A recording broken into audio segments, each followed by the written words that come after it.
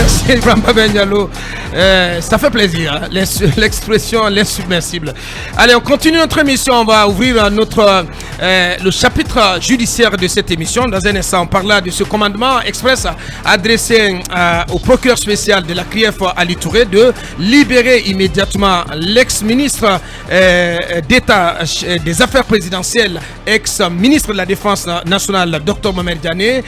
Mais avant, Lincoln et Basekou, on évoque ce courrier réponse pris par le bâtonnier, le président du Conseil de l'ordre des avocats, à l'endroit du ministre de la Justice, Charles White, qui récemment donc adressait un courrier au Conseil de l'ordre au sujet de la réforme de la profession des avocats. C'était même un courrier de rappel très imminent pour que Charles White puisse procéder en tout cas à la réforme au niveau du CNT. De la profession d'avocat. Bien sûr. Ouais. Maître Mamadou Souaré, à travers en tout cas l'ordre des avocats, a répondu à ce courrier en disant, je cite les passages, il a été très clair. Je voudrais au prime abord exprimer mon étonnement en ce qui concerne le délai que vous me fixez pour me faire parvenir ma réaction et la menace qui transparaît dans votre courrier. Il me semble important de relever qu'à ce stade, l'initiative d'une révision de cette loi émane de vous et non du barreau. Celui-ci ne vous a jusqu'à preuve de contraire pas saisi d'une demande allant dans le sens de la révision de la loi portant réorganisation de la profession d'avocat. Puisque vous semblez être l'unique porteur d'un tel projet, il vous revient donc d'indiquer la nécessité de procéder à une telle révision et les réelles motivations qui la sous-tendent. Les avocats semblent pour le moment se satisfaire des dispositions de la loi en faveur, en ce sens... En vigueur, bien sûr, en ce sens que celle-ci leur offre au minimum l'avantage d'exercer une profession libérale et indépendante. Il continue, Maître Souaré Diop, la question que tous les avocats se posent aujourd'hui est de savoir quelle urgence y a-t-il dans le contexte actuel à procéder à la révision de cette loi. Abaka, c'est pas terminé. Ouais. Quelque part, Maître Souaré insiste toujours, les dispositions de celle-ci sont-elles incompatibles avec le projet de refondation de l'État et dans quelle mesure Et Maître Souaré rappelle par ailleurs que le barreau de Guinée est membre de la conférence internationale des barreaux de tradition juridique commune. C'est-à-dire, il a cité OADA, l'UEMOA, ainsi de suite, pour rappeler que le Conseil de l'ordre vous transmettra l'avant-projet de la loi approuvé par l'Assemblée générale des avocats dès qu'il sera disponible pour sa présentation au gouvernement en vue de sa transmission au Parlement. Alors, j'ai souligné un autre passage où il dit « Mais quelles que soient les réformes envisagées, la loi 014 comporte des dispositions qui, pour le barreau, doivent rester intangibles. Il s'agit en particulier de la maîtrise du tableau. Le barreau n'entend accepter aucune révision dont l'objet ou la finalité serait de permettre l'accès à la profession de personnes qui ne remplissent pas les conditions prévues par la loi 014. L'autre fois, quand vous avez évoqué le sujet ici, il y a des avocats qui nous ont envoyé des courriers comme quoi le ministre aujourd'hui ferait tout pour mettre dans la profession ses amis, selon ses avocats. Oui, c'est ce que ces avocats ont dit. Oui, mais ils ont quelle preuve pour l'accuser de... Non, on ne peut pas le dire. Et ils l'ont rappelé. D'avoir un tel projet. Ils l'ont aussi rappelé dans le courrier. On n'a pas de preuves, ils ne l'ont pas dit, mais ils le soupçonnent, en tout cas, d'envoyer des gens qui n'ont pas la capacité d'être la profession et vouloir même contrôler ou caporaliser la profession. Donc, de nos jours, pour terminer, Maître Souaré Diop rappelle que le plus grand souci du barreau de Guinée est d'obtenir de l'État les moyens matériels et financiers nécessaires pour faire face notamment aux besoins de formation initiale et continue de ses membres et futurs membres. Malheureusement, sur ce plan, toutes les démarches des différents bâtonniers et conseils de l'ordre sont restées infructueuses. Donc, c'est cela, ce petit rappel, en tout cas, du patron du barreau de Guinée vis-à-vis du ministre Charles White. Ouais, bien dit, Ibrahima Soulinko Souma. Oui, Basekou, le barreau, en tout cas le président du barreau, le bâtonnier plutôt, qui s'étonne que le Charles White leur ait adressé un courrier de rappel au sujet de ce projet de réforme de la profession d'avocat, alors qu'ils ne sont ni demandeurs ni à l'origine d'une telle initiative, d'une telle démarche. Oui, ils considèrent comme ce courrier comme une menace clairement, parce que il a rappelé l'initiative de révision d'une telle loi émane du ministre Charles White. Deuxièmement, ils disent qu'en réalité, ils n'ont pas été saisis d'un courrier, d'une demande officielle portant réorganisation de la profession d'avocat.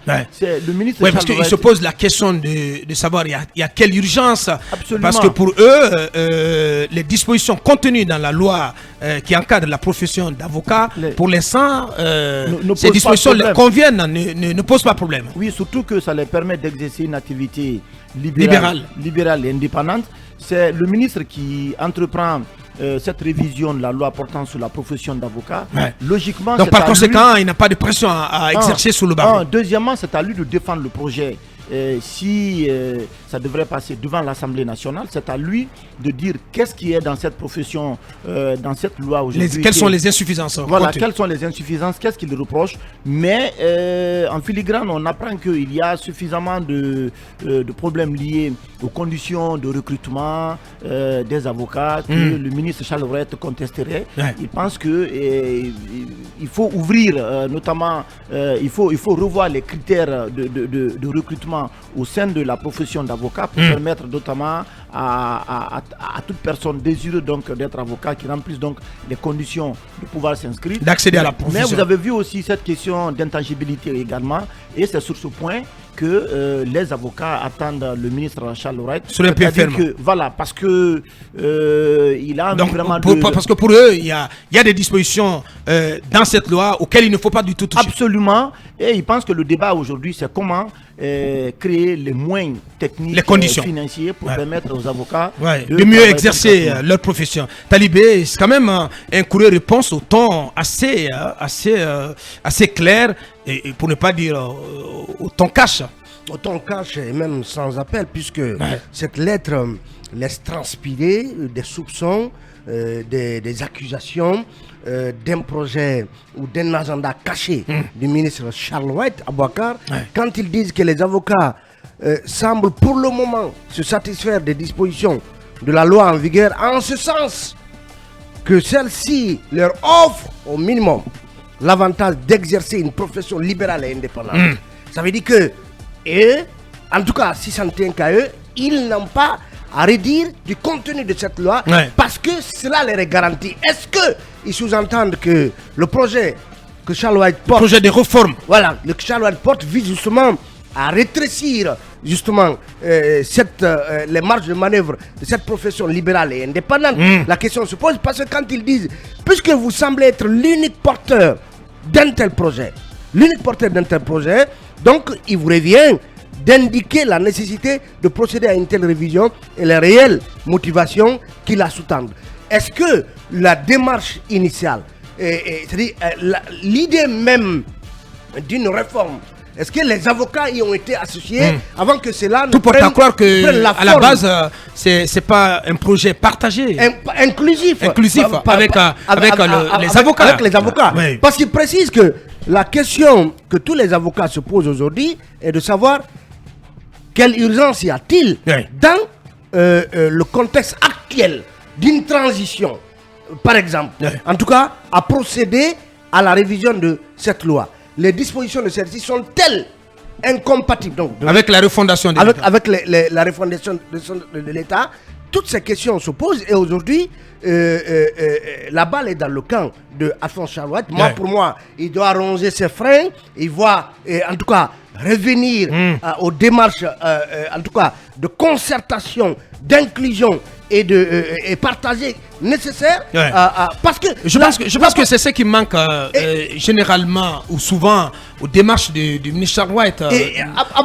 Il n'y a pas d'inclusivité, pas de concertation avec les différents acteurs de la chaîne judiciaire et ce qui occasionne régulièrement des tensions avec ces acteurs, malheureusement. Parce qu'il ne peut pas mener cette réforme au bâton, parce que c'est ce que semblent dire les avocats ici, en marquant leur étonnement en ce qui concerne le délai que vous me fixez pour vous faire parvenir ma réaction et la menace qui transparaît dans votre courrier. Ouais. La profession d'avocat, c'est une profession libérale. Importante, Aboubacar. Libérale. Libérale. Ouais. C'est Et ils sont très jaloux de leur indépendance, Oui, les hommes en robe noire. Très jaloux. En Guinée, Ouais. l'avocat n'est pas quelqu'un d'extérieur à la chaîne judiciaire.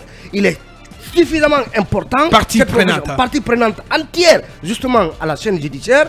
On ne peut pas donc, de façon à eu et à ja, vouloir leur imposer une réforme. Ouais. Je pense que la réponse du bâtonnier, elle est sans appel. Elle est sans appel. Elle est sans appel. Oui.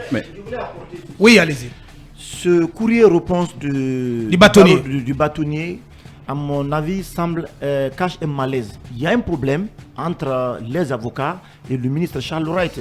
Depuis ce bras de fer qui a été engagé concernant cette question d'aide juridictionnelle, je crois que le ministre Charles Wright n'a pas oublié, n'a pas digéré ce qui a été fait. Et puis, vous savez aussi, il y a plusieurs actes du ministre Charles Wright qui ont été violemment critiqués par le barreau, mais aussi par les avocats. Et je pense que il me semble que ça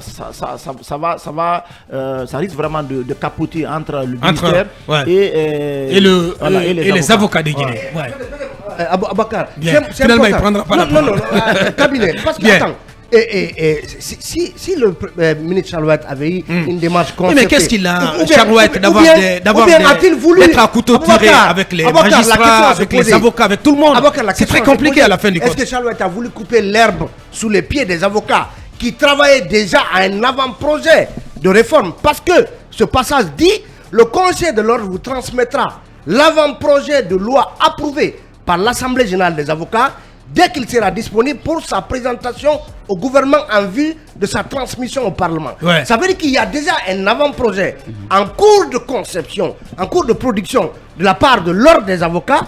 Est-ce que Charles Wright a déjà pris vent de certains passages de cet avant-projet pour qu'il estime finalement qu'il faut brûler la politesse aux avocats en portant lui-même, donc à travers son département, un projet de réforme de la profession d'avocat? Ce sont des questions à se poser. À se poser, oui. Allez-y, cabinet. Mais Aboubacar, vous voyez que ça ne coûtait rien au garde des Sceaux de discuter le bout de gras avec les avocats. Vous voyez, tantôt il a maille à partir avec les avocats, tantôt avec les magistrats. C'est les magistrats. On comprend bien que sa démarche. Parce qu'il reste à couteau tiré avec le président de l'AMD, l'association des magistrats de Guinée, Diawara, tout comme son adjoint, l'ex-procureur de l'AB, qui reste suspendu d'ailleurs. Qui reste suspendu. Non, mais ça reste un vrai problème. Parce que quand on regarde aujourd'hui, on a comme l'impression que M. Wright est en train de se poser un vrai problème à la chaîne judiciaire. Alors qu'on a, un vrai problème. Non, mais je vous dis, si les juges le recusent, parce que c'en est exactement un, il est recusé par le juge, il est recusé par le bâtonnier qui représente... Non, par les avocats. Par les avocats. Mais le bâtonnier, c'est le patron des avocats. Il parle au nom des avocats. Mais je ne vois pas comment il peut conduire un projet de réforme du secteur de la justice, notamment lié à celui des avocats, sans concerter avec eux. Et Talibé a souligné tout à l'heure, on se rend bien évidemment compte qu'il y a un projet de réforme porté par eux-mêmes et qui doit être porté à l'Assemblée par le garde des Sceaux. Mais il veut faire cavalier seul, il veut construire une justice où vous avez le ministre de la Justice à part, vous avez le bâtonnier, les magistrats de l'autre, mais ça ne fonctionne pas ainsi. Il n'a pas de force s'il ne fait pas en sorte que les juges... Que tous les acteurs, que toute la chaîne adhèrent aux démarches qu'il entreprend. Encore que les démarches sont assez bancales. Non, mais je vous le dis. Comment ça, bancal? Quand vous échangez avec les magistrats et la plupart des avocats, ils vous diront, mais franchement... Ils questionnent toutes les démarches de Charles Wright et on est là aujourd'hui à en parler. Ouais, c'est un peu comme la mer dans laquelle se trouve son homologue français. Il va passer devant la justice là.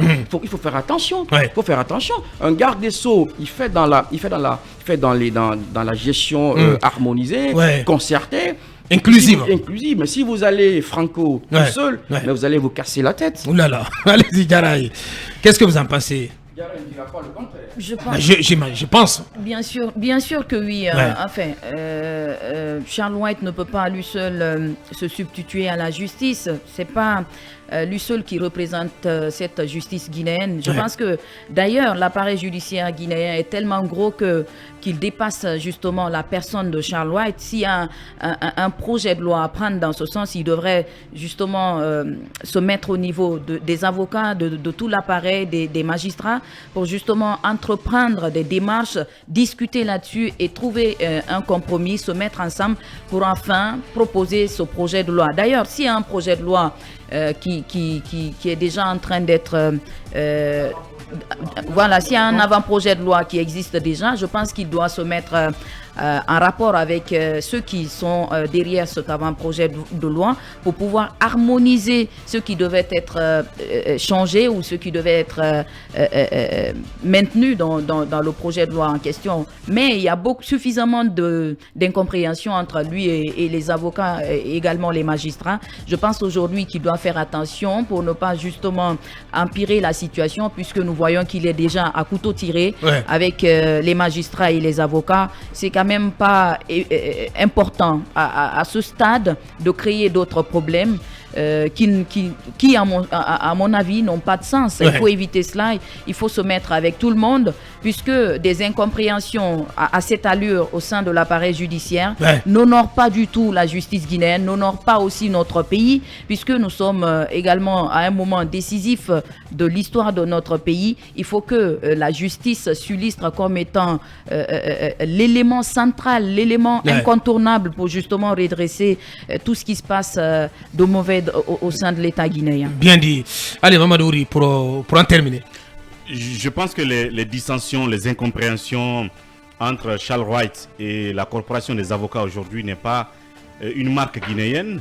Cabinet a fait référence au cas français, même si on est de loin différent. Éric Dupond-Moretti, qui est lui-même avocat à la base, mais aujourd'hui ne s'entend pas du tout avec les avocats. Cela n'étonne pas du tout. Mais en même temps, quand on parle de réforme, je pense qu'il y a d'abord des préalables. Il y a une sorte de concertation à la base. Parce que quand on parle de réforme, ça veut dire de retoucher ou toucher les pratiques passées, instaurer ce qu'il y a de nouveau. Et donc, ça veut dire que tous les acteurs des secteurs où il doit y avoir la réforme doivent être concertés. Est-ce qu'il y a eu cette démarche où il faut réunir tout le monde pour poser la problématique qu'il y a, le blocus qu'il y a dans la corporation qu'il faut dépasser, qu'il faut rénover en termes de réforme? Est-ce qu'il y a eu cette démarche-là, ou est-ce que le ministre a tout simplement appelé les avocats pour dire vous devez réformer votre secteur et vous devez désormais réinstaurer telle ou telle pratique et sans prendre leur avis, sans concertation? Si c'est le cas, c'est qu'il y a un problème. Donc en ce moment-là, je pense qu'il faut se retrouver ministère de la Justice, acteurs de la corporation, donc d'avocats, pour réfléchir ensemble et sortir une sorte de, si vous voulez, de document consensuel pour maintenant prendre un acte qui ferait date pour la réforme. Quand ce n'est pas le cas, je pense qu'il y a forcément un problème, parce que lui seul ne peut pas imposer une réforme qui ne s'appliquerait pas à lui, mais plutôt à ces avocats-là. Bien. Donc il y a lieu de se concerter. Bien. Donc il faut rappeler que Charles White a fixé donc une sorte de deadline à ses avocats pour qu'ils puissent lui déposer, lui transmettre donc leurs avis sur le projet de réforme de la profession de l'avocat, des avocats en République de Guinée. Mirador se poursuit.